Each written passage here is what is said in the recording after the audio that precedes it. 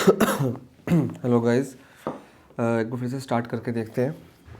ये वीडियो पहले बन चुकी है, आप लोगों ने देखी है, बट उसमें वॉइस क्लैरिटी नहीं थी। कुछ सॉफ्टवेयर का इशू आ गया था। सॉफ्टवेयर ने सिर्फ वीडियो आइडेंटिफाई की, ऑडियो रिकॉग्नाइज नहीं कर पाया। So I am very sorry for that. आपका टाइम भी वेस्ट हो गया, क्लास वेस्ट हो गई। हमने रूरल चैप्टर स्टार्ट किया था, रूरल डेवलपमेंट, और लास्ट टाइम हमने पढ़ा था कि रूरल डेवलपमेंट का मतलब क्या होता है, कि विलेजेस में किस तरह डेवलपमेंट हो सकती है, उसकी क्या क्या प्रोसेस हो सकती हैं।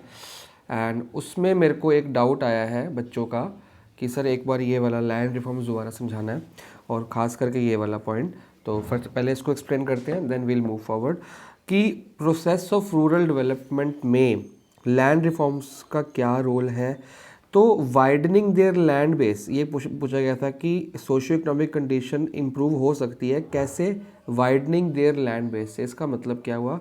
लैंड बेस क्या होता है? लैंड बेस होता है हमारी लैंड के ऊपर हमारा होल्ड, हमारा लैंड कितना फैला हुआ है। तो जितना मेरा लैंड फैला हुआ है, अगर गवर्नमेंट मेरे को हेल्प करे या मेरे को कुछ फैसिलिटीज़ मिले और मैं अपना लैंड को बढ़ा सकूं।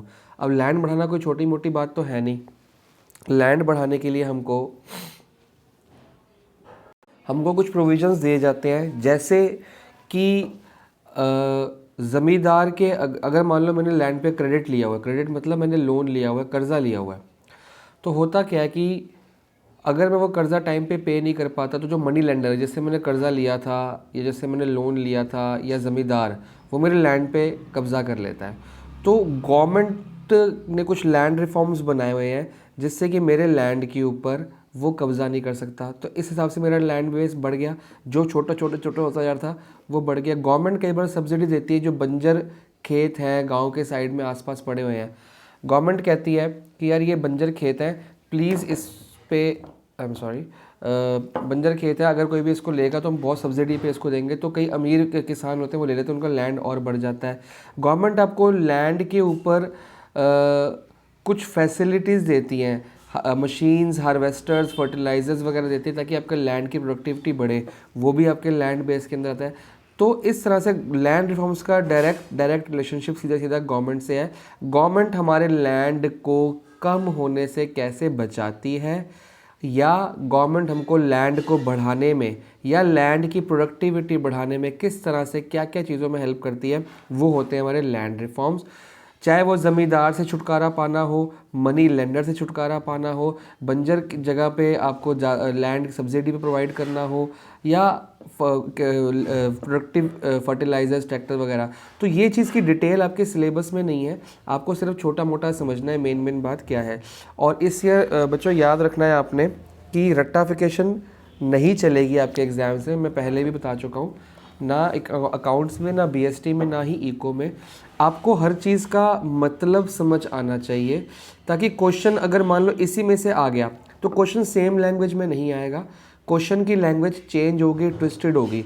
तो आपको पहले तो आइडेंटिफाई नहीं कर पाओगे लैंड रिफॉर्म्स रूरल डेवलपमेंट में से आया है, पॉवर्टी में से आया है, या बिफोर इंडिपेंडेंस चैप्टर से आया है, कहाँ से आया है।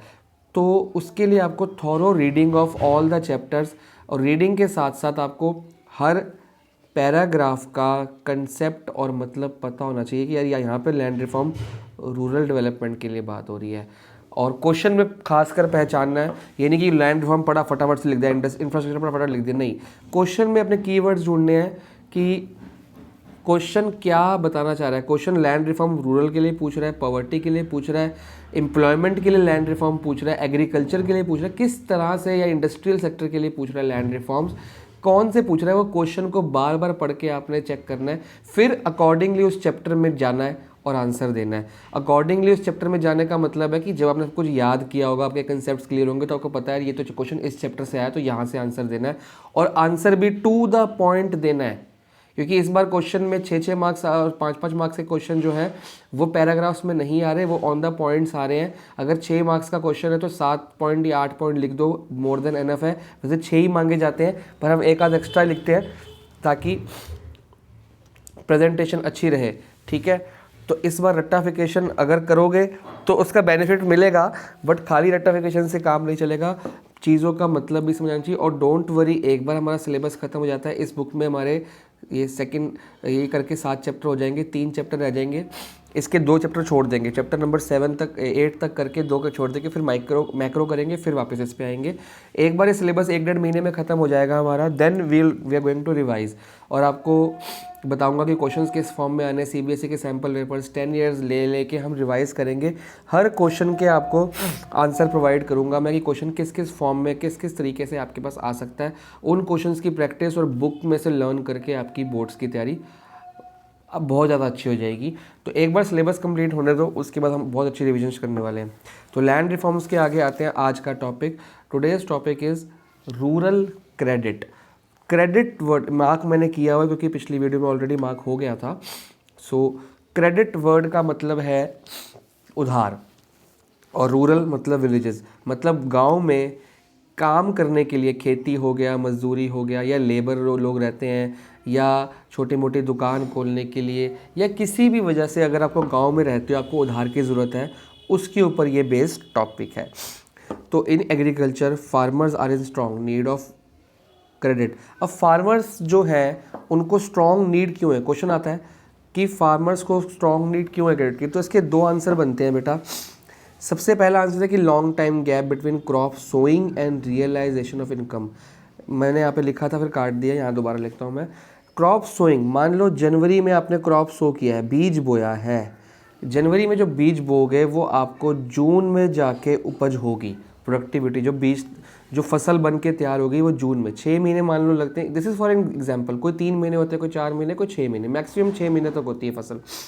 जनवरी का बीज बोया, पैसा खर्च किया, जनवरी में पैसा लग रहा है, फरवरी में लग रहा है, सारे 6 के 6 महीने पैसा लग रहा है। क्या कहाँ कहाँ लग रहा है, फर्टिलाइज़र, इंसेक्टिसाइड, पेस्टिसाइड, खेतों की रखवाली, उसके बाद आपकी खुद का फैमिली खर्चा, बच्चों की एजुकेशन, कपड़ा लत्ता, राशन पानी, उसके बाद फर्टिलाइज़र्स लोगे, और आप ट्रैक्टर, हार्वेस्टर वगैरह वगैरह जो रोज़ की खेती का पेट्रोल वगैरह लगता है आपका, पैसा आपका डेली लगा जा रहा है। क्या मार्केट से पैसा आ रहा है? जी बिल्कुल नहीं। मार्केट से पैसा कब आएगा? जब ये जून में फसल बन के तैयार होगी। देखो मैं छोटे से डिफरेंस को डिटेल में इसलिए लेके जा रहा हूँ, मैंने आपको अभी बताया कंसेप्ट्स क्लियर होने चाहिए हर वर्ड के, हर लाइन के, क्योंकि क्वेश्चन डायरेक्टली नहीं आने वाला, क्वेश्चन ट्विस्ट होके आएगा, और ट्विस्ट होने के लिए आपको मतलब पता होना चाहिए। और घबराना मत, इको का पेपर कोई बहुत ज़्यादा मुश्किल या बहुत ज़्यादा वो नहीं आता, पेपर इजी ही आता है, तभी बच्चों के अच्छे नंबर आते हैं। बट पढ़ाई करनी ज़रूरी होती है। अगर आपकी पढ़ाई प्रॉपर है, जितना मैं बोलता रहूँगा उतना पढ़ते रहोगे, तो आपको एक बोर्ड्स में दिक्कत नहीं आने वाली। हाँ जी, कहाँ पे थे हम? जनवरी में बीज बोया, सारे खर्चे कर रहे हैं, जून में जब फसल तैयार होगी, अब वो फसल कटेगी, कटाई के बाद मार्केट जाएगी, मार्केट जाके बिकेगी, तो पैसा आएगा। ये 6 महीने में पैसा कहाँ से आएगा? कहीं से नहीं। तो 6 महीने में किसान को पैसा चाहिए होता है, वो क्या करेगा?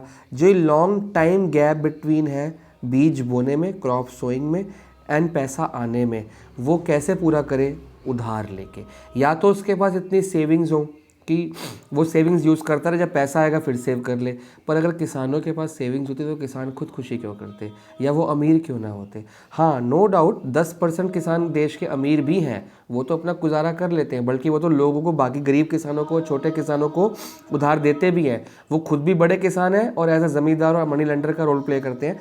बट 90% फार्मर्स के पास ये पैसा उधार पे आता है। वो उधार ले लेते हैं, फिर 6 महीने उससे घर चलाते हैं, उसके बाद जब फसल कट के बिकती है, जो पैसा आता है वो उस उधार को वापस करते हैं, और ब्याज भी देते हैं उस पर।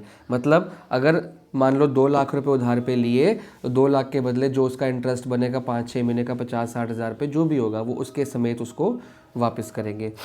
अब फर्स्ट रीज़न तो ये होगा कि टाइम गैप है। सेकंड रीज़न क्या है? मान लो फसल जून में कट के तैयार होती, बीच में हो गया मौसम ख़राब, या तो बहुत ज़्यादा बारिश आ गई, या बिल्कुल भी नहीं आई, या बहुत ज़्यादा गर्मी पड़ गई, या बहुत ज़्यादा सर्दी पड़ गई। जो भी रिक्वायर्ड क्लाइमेट या रिक्वायर्ड टेम्परेचर था, एटमॉस्फेरिक टेम्परेचर उस फसल के लिए, वो नहीं मिला, तो फसल ख़राब हो गई या अच्छी नहीं बनी। या ख़राब होगी तो मार्केट से पैसा आने का मतलब ही नहीं, बिकेगी नहीं। या अच्छी क्वालिटी की नहीं बनी, तो जिस रेट का आपको आइडिया था कि बिकेगी, उससे बहुत कम रेट पे बिकी। आपका कर्जा था 4 लाख रुपए का, फसल बिक के पैसा आया 2.5 लाख रुपए, तो 1.5 लाख रुपए तो अभी भी आप घाटे पे हो। और मान लो 2.5 लाख रुपए आपके पास पैसा आया, आपने जैसे 4 लाख रुपए लिए तो उसको वापस भी कर दिए, फिर आप रोटी कहाँ से खाओगे? नहीं खाओगे ना। फिर आप बीज नया, अब जून के बाद तो नया बीज बोओगे, नया बीज बोओगे ताकि नई फसल तैयार हो, वो बीज खरीदने का पैसा, वो 6 महीने का लंबा पीरियड, तो वो आप जो 2.5 लाख रुपए आया ना, उससे अपना कर्जा वापस नहीं करोगे आप 4 लाख वाला, वो अपने पास ही रखोगे ताकि आप बीज बो सको, कुछ कर सको। तो वो कर्जा आपके ऊपर बढ़ता जाएगा, बढ़ता जाएगा, बढ़ता जाएगा। एक दिन इतना कर्जा बढ़ जाता है कि किसान के पास कोई चारा नहीं होता, या फिर खेत बेचे या घर बेचे या खुदकुशी करे। ठीक है, तो this is the format of rural credit, जो एक बहुत हमारे देश का एक डार्क ट्रुथ है कि हम इससे बाहर नहीं निकल पा रहे। और इसके अंदर क्या क्या चीज़ें आती हैं? Credit is one of the important factors जो प्रोडक्शन में, एग्रीकल्चर में हेल्प करता है। बिना उधार के किसान नहीं रह सकता, क्योंकि वो कहाँ से लाए पैसा? ठीक है, फसल ख़राब हुई तो पैसा चाहिए अगली फसल के लिए, फसल अच्छी बिकी तो ये 6 महीने का टाइम कवर करने के लिए पैसा चाहिए। N efficient and effective rural credit delivery system is crucial for raising agriculture productivity in and incomes. अगर क्रेडिट सिस्टम अच्छा है, मतलब उसको कम ब्याज के रेट पे पैसा मिल जाता है, और फसल अच्छी है, सब कुछ ठीक रहता है, फसल भी अच्छी बिक जाती है, और वो टाइम पे उधार वापस भी कर देता है, सब कुछ सही रह जाता है, तो उससे क्या होगा कि वो अच्छे फर्टिलाइज़र्स खरीद पाया था, इंसेक्टिसाइड खरीद पाया था, जिससे उसकी फसल अच्छी हुई। तो अगर पैसा टाइम से मिल गया और कम रेट पे मिला तो फसल अच्छे होने के चांसेस बढ़ जाते हैं, जैसे प्रोडक्टिविटी और इनकम हमारी बढ़ने के चांसेस बढ़ जाते हैं, इसलिए किसान उधार खरीदता है। ठीक है, अब 2 चीज़ों से हमको उधार मिल सकता है, ये होते हैं इनफॉर्मल सोर्सेज जिनको नॉन इंस्टीट्यूशनली बोला जाता है, and this is known as formal sources जिसको इंस्टीट्यूशनली बोला जाता है।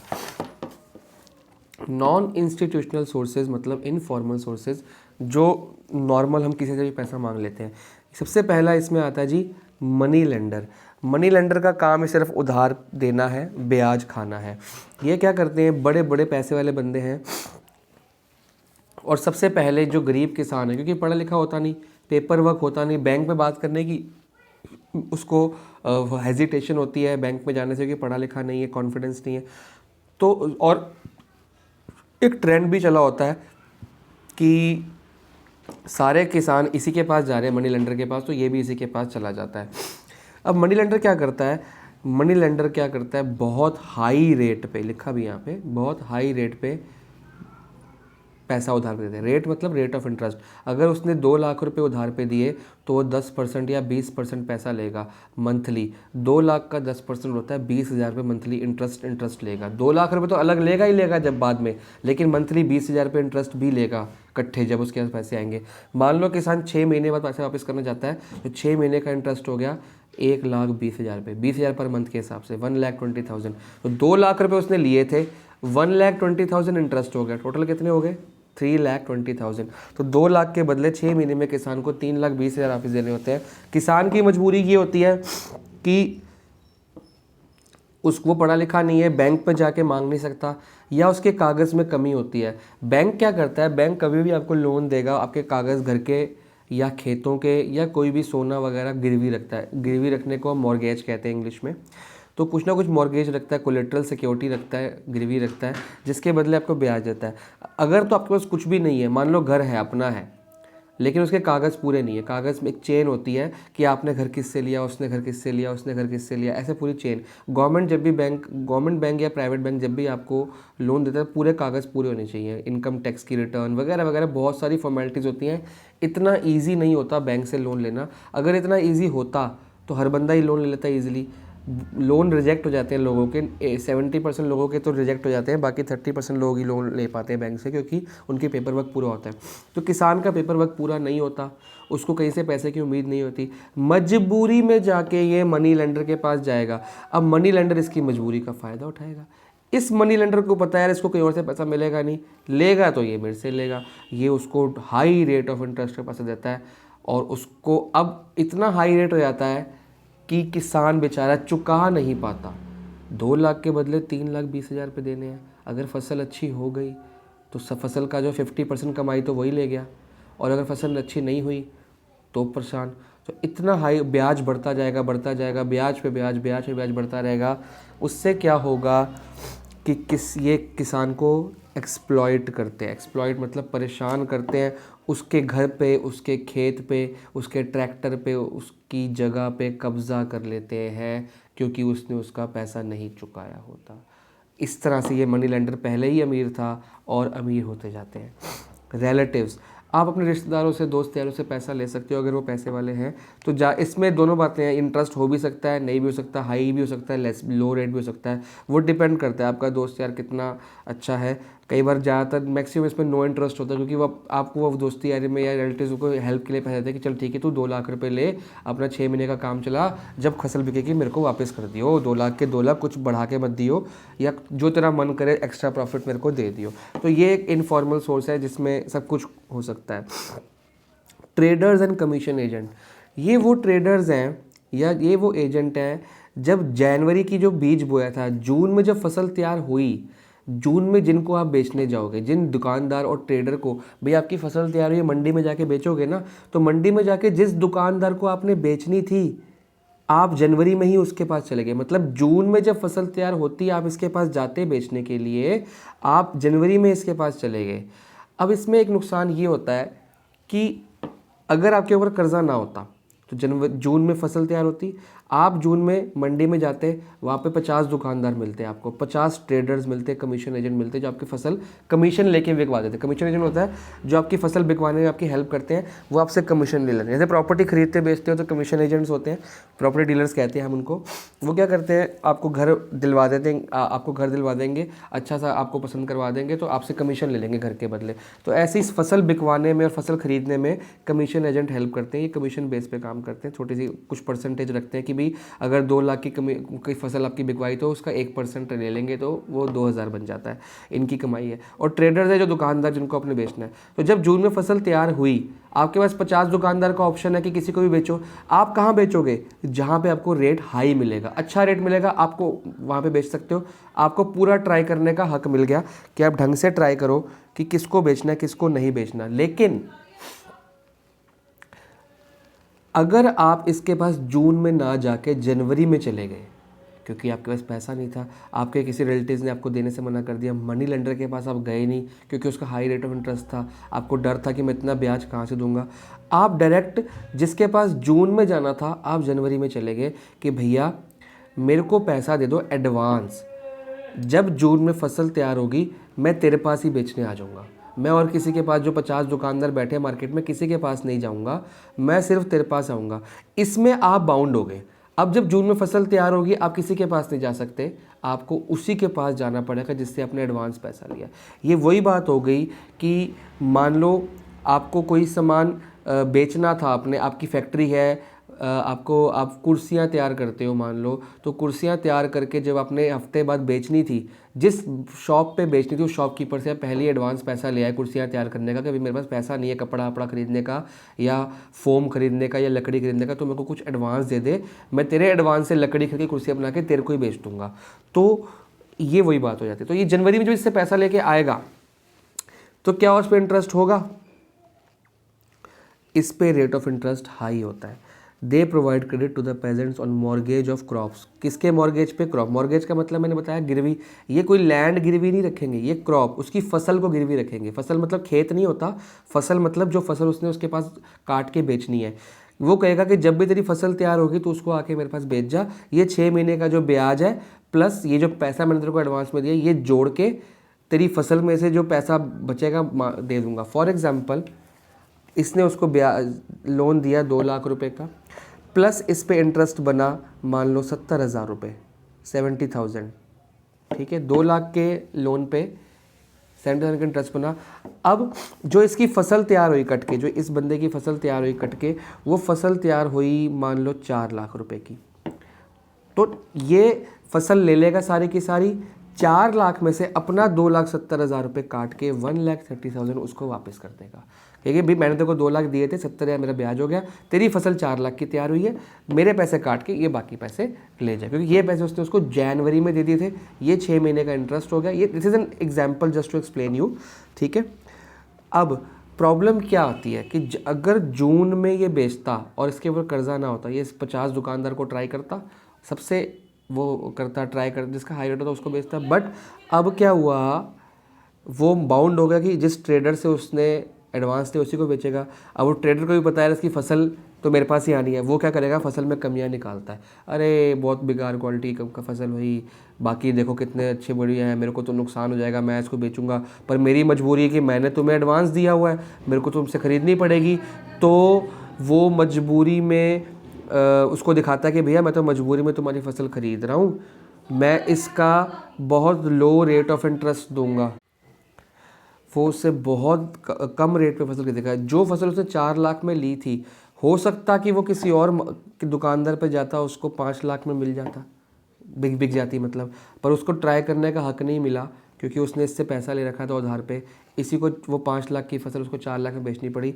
तो ये डबल एक्सप्लॉइट करता है कि एक तो हाई रेट ऑफ इंटरेस्ट का ले लेता है और फसल भी लो रेट पे लेता है। वो लो रेट पे लेके वो बाज़ार में हाई रेट पे बेचता है, मतलब फ़ायदे में ट्रेडर ही हुआ हर तरह से, ब्याज भी ले लिया, लो रेट पे फसल खरीद के प्रॉफिट भी कमा लिया हाई रेट में बेच के मार्केट में। तो पेजेंट्स हर तरह से मरते ही मरते हैं। उसके बाद आता है जी रिच लैंडलॉर्ड्स। गांव में अमीर लोग रहते हैं जो जिनकी ज़मीनें जायदाद बहुत ज़्यादा होता है, अच्छे अच्छे घर, जो पक्के मकानों में रहते हैं। वो लोग छोटे छोटे मार्जिनल फार्मर्स को, टेनेंट्स मतलब किराएदारों को, लेबरर्स को वगैरह, छोटे छोटे लोगों को लोन्स देते हैं। जैसे मनी लेंडर का तो खाली काम लोन देने का है ना, इनका खाली काम लोन देने का नहीं है। ये लैंडलॉर्ड है, ज़मींदार हैं, मकान मालिक हैं, ये छोटे छोटे बंदों को देते हैं, उनसे हाई रेट ऑफ इंटरेस्ट लेते हैं। अगर वो लोन नहीं चुका पाया तो ये उसका लैंड कब्जा, मतलब काम वही वाला करते हैं, मनी लेंडर वाला ही, सेम तरीके से। ठीक है, आगे बढ़ते हैं। इंस्टीट्यूशनल सोर्स, जो गवर्नमेंट द्वारा बनाए हुए हैं, जो फॉर्मल सोर्स है, इनका रेट ऑफ इंटरेस्ट जनरली इनके मुकाबले कम रहता है। ये तो अपने घर के हो गए ना भाई, आपके पेपर्स पूरे नहीं है, आपके कागजी कार्रवाई पूरी नहीं है, या आप पढ़े लिखे नहीं हो, तो आप यहाँ पे नहीं जा पा रहे। जब आप यहाँ पे नहीं जा पा रहे तो मजबूरी में यहाँ पे आ रहे हो, और जहाँ आप मजबूरी में आ रहे हो वहाँ पे आपकी मजबूरी का फ़ायदा उठाया जा रहा है।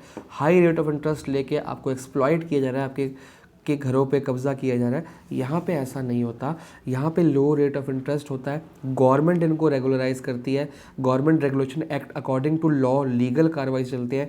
इनके ऊपर कोई लॉ नहीं है। मैं दोनों आपको इसलिए दे रहा हूँ, अगर डिफरेंस आ गया तो आपको पता हो, इनके ऊपर कोई लॉ कारगर नहीं है। कि तो बोल देगा भैया मैंने इसको पैसा दिया, ये कागज़ मेरे पास लिखे है कि इसने मेरे से पैसा लिया, अब ये नहीं दे रहा तो मैं उसका घर ले रहा हूँ, मैंने पहले लिखवा लिया था। इसके ऊपर लॉ है, लॉ के अकॉर्डिंग इनको काम करना पड़ेगा। चौक पढ़ते हैं। पहला cooperative credit. Cooperative credit, cooperative societies बनी होती है। कोऑपरेटिव क्रेडिट मतलब कोऑपरेटिव बैंक्स वगैरह बने होते हैं और कोऑपरेटिव सोसाइटीज़ बनी होती है, जिनका सिर्फ काम ये है कि गरीब आदमी को या किसानों को कम रेट पे, देखा ना, credit at low rate, come rate of interest पे पैसा दिया जाए। और ये कोऑपरेटिव बैंक्स किसने खोले हुए हैं? ये गवर्नमेंट ने खोले हुए हैं। गरीब किसानों को इनफॉर्मल लोगों की मार से, एक्सप्लॉटेशन से बचाने के लिए they have open cooperative credit societies. और आपके दिल्ली के अंदर भी बहुत सारे बैंक्स हैं जिनके कोऑपरेटिव लिखा होता है, आपने कभी देखा हो तो बैंक के नाम के आगे लिखा होता है फलाना फलाना कोऑपरेटिव सोसाइटी, फलाना फलाना कोऑपरेटिव बैंक। तो ये बहुत कम रेट पे देते हैं, और जब रेट ऑफ इंटरेस्ट कम होगा तो किसान भी खुश कि 2 लाख के बदले सिर्फ 20,000 रुपये किराया ब्याज देना पड़ रहा है, तो किसान खुश रहता है, लेकिन कागज़ पूरे होने चाहिए।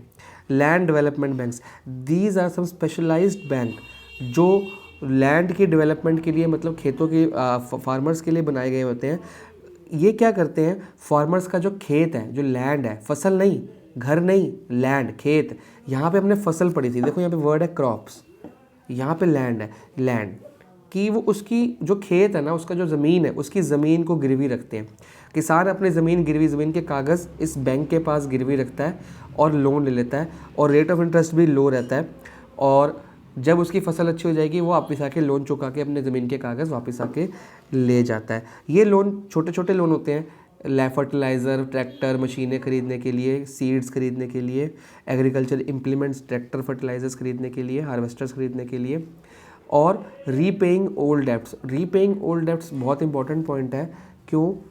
मान लो इस किसान के कागज़ पूरे नहीं थे, तो ये बेचारा यहाँ से लोन लेके आया, यहाँ से इसका 3 लाख रुपए का लोन और 1 लाख रुपए उस पर ब्याज, मतलब 4 लाख रुपए का कर्जा हो गया। और जो दिन बढ़ता जा रहा है, जितनी लेट करेगा 4 का 4.5 5 होता जाएगा। ठीक है, इसके अब कागज़ पूरे हो गए, कोई इसको पढ़ा लिखा बेटा इसका तैयार है, बेटे या पढ़े लिखे किसी बंदे ने इसकी हेल्प कर दी कि तेरे कागज़ पूरे करवा दिए। जब इसके पेपर्स पूरे हो गए तो ये गया लैंड डेवलपमेंट बैंक के पास। बहुत कम रेट ऑफ इंटरेस्ट पे इसको 4 लाख रुपए यहाँ पे देना था। बहुत कम रेट ऑफ इंटरेस्ट पे इसने 4 लाख रुपए या 3 लाख रुपए यहाँ से लिए और अपने पुराने सारे कर्जे चुका दिए। अब सिर्फ इसको एक बंदे को देना है। यहाँ पे इसने मनी लेंडर से कुछ लिया था, रिलेटिव से कुछ लिया था, कुछ लैंडलॉर्ड से कुछ अलग अलग पैसा लिया था। अब इसने सिर्फ लैंड डेवलपमेंट बैंक से इकट्ठा पैसा रकम उठाई, सबके कर्जे चुका दिए, सब हाई रेट इंटरेस्ट वालों को निपटा दिया, सबको भगा दिया पैसे दे के।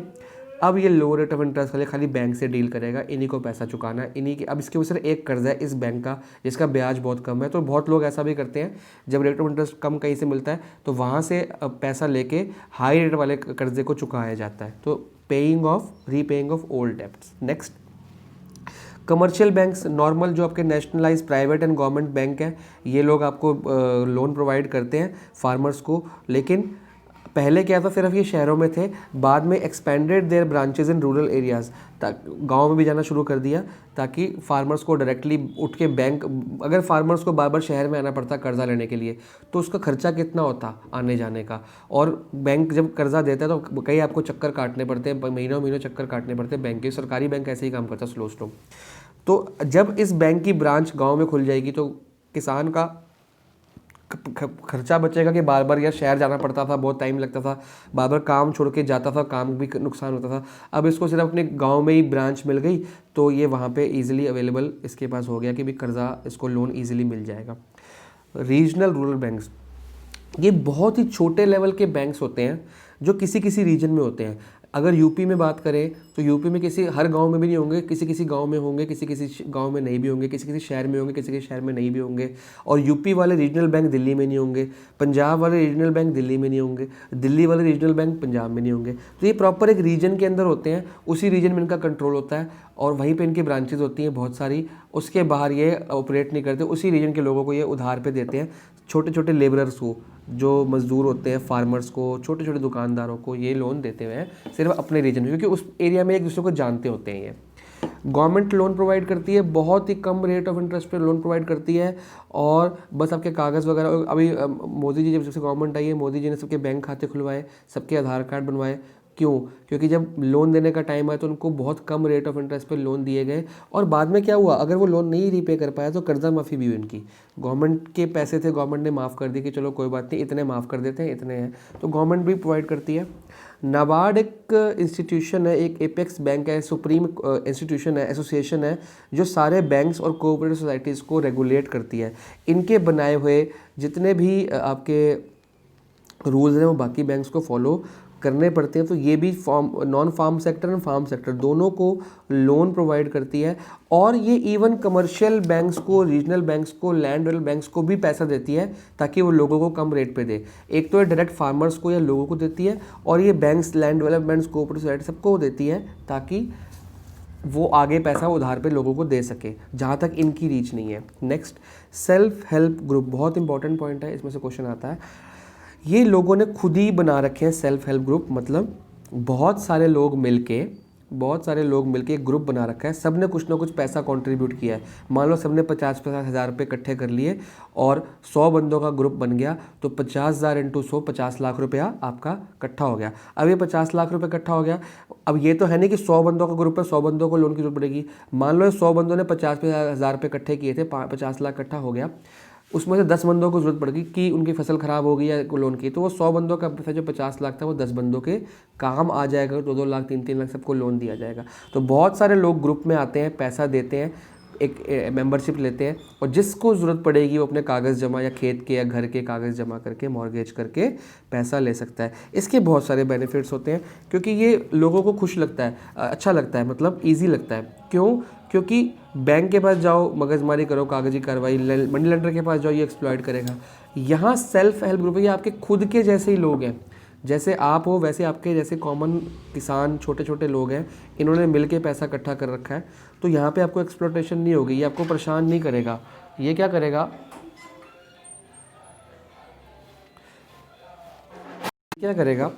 ये आपको आपके जैसे ही लोग हैं जिनको ये प्रोवाइड करेगा। आपके जैसे ही लोग हैं जिनको ये प्रोवाइड करेगा, तो इसमें आपको प्रॉब्लम नहीं आने वाली। सब मिलजुल के एक पानी दे दो। आपके जैसे ही लोग हैं जो सेल्फ हेल्प प्रोवाइड करते हैं आपको, जो आपके खुद के जैसे ही लोग आपको बैंक देंगे, लोन देंगे, तो आपको एक्सप्लॉइट करने की डर खत्म हो जाएगा कि हाँ मेरे को एक्सप्लॉइट कर सकते हैं, तो पढ़ते हैं।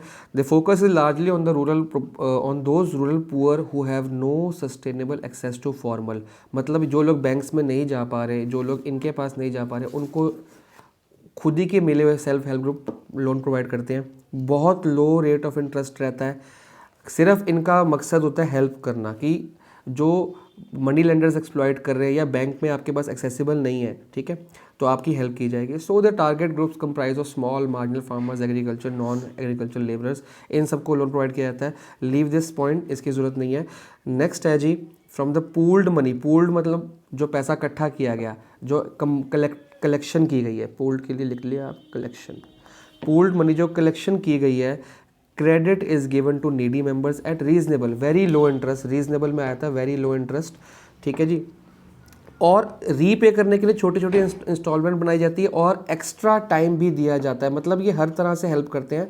तो इसका क्वेश्चन इंपॉर्टेंट है, ये आ सकता है, और वगैरह वगैरह, कितने पूरे मार्च तक बन चुके हैं वगैरह वगैरह आपको इसमें लिखा हुआ है। ज़्यादातर ये काम करते हैं एम्पावरमेंट ऑफ विमेन, विमेन के लिए कैसे, क्योंकि ये खुद भी विमेन को नौकरियां देते हैं अपने पास, और विमेन को कर्जा भी प्रोवाइड करते हैं, लोन प्रोवाइड करते हैं, ताकि वो अपनी दुकानें या सिलाई केंद्र या किसी तरह से कुछ छोटा मोटा घर में क्राफ्टमैन का या आर्टिशन का काम खोल सके। नेक्स्ट टॉपिक है जी, critical appraisal of rural banking की प्रॉब्लम क्या क्या फेस होती हैं रूरल बैंकिंग में, ठीक है, कि अब हमने पढ़ लिया कि इनसफिशिएंट इनफॉर्मल सेक्टर ये रहा, फॉर्मल सेक्टर ये रहा, पैसा लेने में और पैसा चुकाने में क्या क्या दिक्कत आ रही, पैसा किसान के पास पहुंच पाता है ईजिली कि नहीं पहुंच पाता। सबसे पहली प्रॉब्लम आती है इनसफिशेंसी, हमारे बैंकों के पास इतना पैसा नहीं है जितनी डिमांड है, मतलब अगर देश में 1 करोड़ रुपए की डिमांड है, किसानों को लोन चाहिए, तो देश में 50-60 लाख रुपए अवेलेबल है। This is just an example. इनएडिक्वेट coverage of institutions, कि हर जगह, हर छोटे छोटे गांव में ब्रांचेस नहीं खुली हुई, खुल रही हैं, फैल रहा है, बैंकिंग सेक्टर फैल रहा है, लेकिन अभी पूरी तरह नहीं पहुंच पाया कि हर जगह पहुंच के लोन कम रेट पे लोगों को लोन दे सके, तो मजबूरी में लोगों को मनी लेंडर या लैंडलॉर्ड के पास या ज़मींदार के पास जाना पड़ता है। इनएडिक्वेट अमाउंट ऑफ सैंक्शन, जितने लोन अप्लाई किए जाते हैं उतने सैंक्शन नहीं होते, क्योंकि कागज़ों में कमी होती है, पूरी तरह अवेलेबल नहीं होती चीज़ें, या पढ़े लिखे कम होते हैं तो चीज़ें कम समझ में आती है। अगर 100 बंदों ने सैंक्शन किया तो 70 या 60 बंदों का ही सैंक्शन होगा लोन। लोन सैंक्शन मतलब लोन पास होना, ठीक है, कि आपका लोन अप्लाई किया था वो एग्री हो गया कि हम दे सकते हैं, वरना इन सैंक्शन मतलब रिजेक्ट होना। Less attention to poor and marginal farmer, छोटे छोटे जो स्मॉल एंड मार्जिनल फार्मर्स या शॉपकीपर्स हैं, इनके ऊपर इनको कम कर्जे दिए जाते हैं क्योंकि कागज़ पूरे नहीं होते। और गवर्नमेंट, देखो गवर्नमेंट या बैंक आपको तभी कर्जा देगी जब उसको पता है कि मेरा पैसा नहीं डूब रहा। कोई भी बंदा आपको पैसा तब देगा उधार पे जब उसको डर नहीं है कि ये पैसा मेरा मरेगा, तो उसको डर छोटे फार्मर में ज़्यादा लगेगा कि यार छोटा फार्मर है, पता नहीं चुका पाएगा कि नहीं। लेकिन जो बिग लैंडलॉर्ड्स हैं, बिग फार्मर्स हैं, उनका पता है कि ये तो कैसे भी करके चुका देगा मेरा पैसा, जिसका बिजनेस अच्छा है, इसका लैंड अच्छा है, तो वो बड़े फार्मर्स को ज़्यादा प्रायोरिटी देते हैं as compare to small and marginal farmers. Next है जी ग्रोइंग ओवर ड्यूज, इसको हम बोलते हैं एनपीए। एनपीए का मतलब होता है बैंक के ऊपर कर्जा। बैंक ने मान लो 10 लाख रुपए एक गांव में उधार पे दे दिया 1 साल के लिए और लोग चुका नहीं पाए। जब लोग नहीं चुका पाएंगे तो लोगों को दोबारा खेती करने के लिए पैसा चाहिए कि नहीं चाहिए। जब दोबारा खेती करने के पैसे फिर और लोन लेंगे, ऐसे ही और लोन लेंगे, तो बैंक का ड्यू बढ़ता गया, मतलब लोगों के ऊपर कर्जा बढ़ता गया और बैंक का पैसा गांव में फैलता गया। एक दिन बैंक खाली हो गया और बैंक दिवालिया होकर बंद हो गया। पीछे येस बैंक के बारे में आया था, Punjab and Maharashtra bank, PMC bank के बारे में आया था। ऐसे कितने सारे बैंक हैं, अब पंजाब नेशनल बैंक के ऊपर भी गाज गिरने वाली है। ऐसे कितने सारे बैंक हैं जिनके एनपीए बढ़ गया। एनपीए मतलब उनका जो उन्होंने पैसा लोगों को लोन में दिया हुआ है उनको लगता नहीं है कि वापस आएगा। जैसे हम बैड डेट्स कहते हैं ना, ये बैड डेट्स वाला पैसा है कि उनको लगता नहीं है कि ये पैसा वापस उनके पास आएगा, तो वो पैसा उनका मरता जाएगा। एक दिन वो जो किसान मर जाएगा उनका पैसा ही मर जाएगा। जब किसान ने बोल दिया कि मैं तो मेरा घर कब्जा कर लो, कुछ भी कर लो, लेकिन मैं नहीं दे सकता। विजय माल्या और कितने लोग इंडिया से बाहर भाग गए बैंकों का पैसा लेके, क्या उनसे पैसा रिकवर हुआ? अभी तक नहीं हुआ। तो ग्रोइंग ओवरड्यूज, जब बैंक के ऊपर पहले ही बैंक को पता है कि मेरा पैसा मर रहा है, तो वो आगे बहुत ध्यान रखेगा कि किसको देना है और किसको नहीं देना। तो लोन डिफ़ॉल्ट जो छोटे फार्मर्स थे वो लोन डिफ़ॉल्ट कर जाते हैं, तो इनको आगे देने से बैंक थोड़ा सा हिचकिचाएगा, हेजिटेट करेगा, कंट्रोल करेगा, थोड़े से अपने लॉज को स्ट्रिक्ट करेगा। तो ये प्रॉब्लम्स आती हैं बैंक से लोन लेने में। और जब फार्मर इन जगह से लोन नहीं ले पाता, फिर कहाँ से लेता है? फिर इन जगह से लेता है। अब इस सिचुएशन को ठीक कैसे करा जाएगा? इस सिचुएशन को ठीक करने के लिए बैंक को अपनी अप्रोच चेंज करनी चाहिए। उनको खाली ये नहीं कि हमने पैसा प्रोवाइड कर दिया, हम एक लेंडर हैं, हमने वो खाली ब्याज खाना है। वो अच्छे रिलेशनशिप्स बनाए, उल्टा किसानों की हेल्प करे कि अगर आप लोन नहीं दे पा रहे तो कुछ एक्स्ट्रा टाइम प्रोवाइड किया जाए, इंटरेस्ट रेट कम किए जाए, सब्सिडीज दी जाए, लोन में कटौती की जाए, गवर्नमेंट से पैसा ले लिया जाए उन किसानों के बदले, किसानों के लोन के बदले।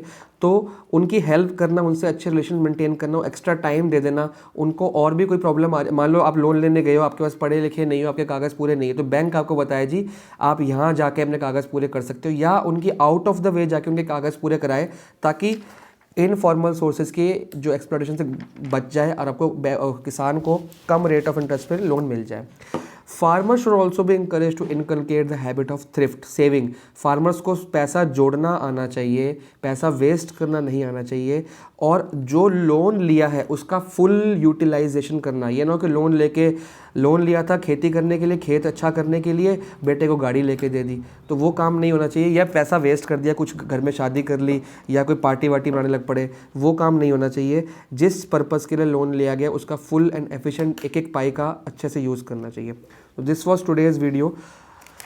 ये रूरल क्रेडिट का हमने पूरा का पूरा टॉपिक कवर किया है इसमें, और ये डाउट था एक बच्चे का, वो भी क्लियर हो गया।